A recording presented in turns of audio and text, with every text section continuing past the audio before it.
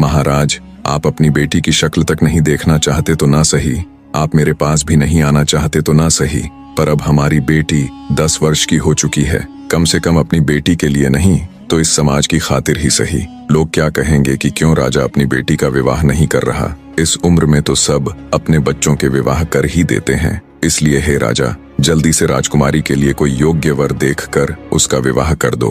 अनमने ढंग से रानी प्रेमलता की बात सुन रहे राजा ने जब उनकी बातों पर विचार किया तो सोचा रानी ठीक ही कह रही है, सब क्या सोचेंगे। इसी विचार के साथ राजा ने राजकुमारी तारावती के लिए ना चाहते हुए भी वर ढूंढना शुरू कर दिया और कुछ ही दिन बाद पास के ही एक प्रतापगढ़ नामक राज्य में राजकुमारी तारावती का रिश्ता पक्का कर दिया। प्रतापगढ़ के ऊपर उन दिनों राजा धर्मपाल का शासन था। उनका एक ही पुत्र था जिसका नाम अभिमन्यु था। तय समय पर युवराज अभिमन्यु के साथ राजकुमारी तारावती का विवाह संपन्न हो जाता है। ऐसे ही समय बीतता गया। राजकुमारी तारा अब 18 वर्ष की हो चुकी थी।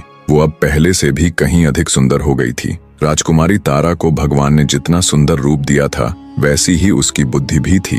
राजकुमारी तारावती का गोना जाने यानी ससुराल में रहने जाने का समय भी निकट आ गया था। जैसे जैसे राजकुमारी के ससुराल जाने का दिन नजदीक आ रहा था वैसे वैसे रानी प्रेमलता का स्वास्थ्य भी गिरता जा रहा था। जब रानी प्रेमलता को लगा कि वो अब नहीं बच पाएंगी और शायद बेटी के विदा होने से पहले ही वो इस दुनिया को अलविदा कह देंगी, तो रानी प्रेमलता राजा के पास जाती है और आंखों में अश्रु लिए राजा से विनती करती है, महाराज, मैं अच्छे से जानती हूँ कि आप हमारी पुत्री से नफरत करते हैं। आपने बचपन से लेकर आज तक उसे एक नजर देखना भी पसंद नहीं किया, लेकिन अब मुझे नहीं लगता मैं ज्यादा दिनों तक जीवित रहूंगी। इसलिए हे महाराज, मैं अपनी पुत्री की जिम्मेदारी अब आपको सौंप रही हूँ। जब तक उसका गोना नहीं हो जाता, जब तक वो अपनी ससुराल विदा नहीं हो जाती, तब तक आपको ही राजकुमारी का ध्यान रखना होगा।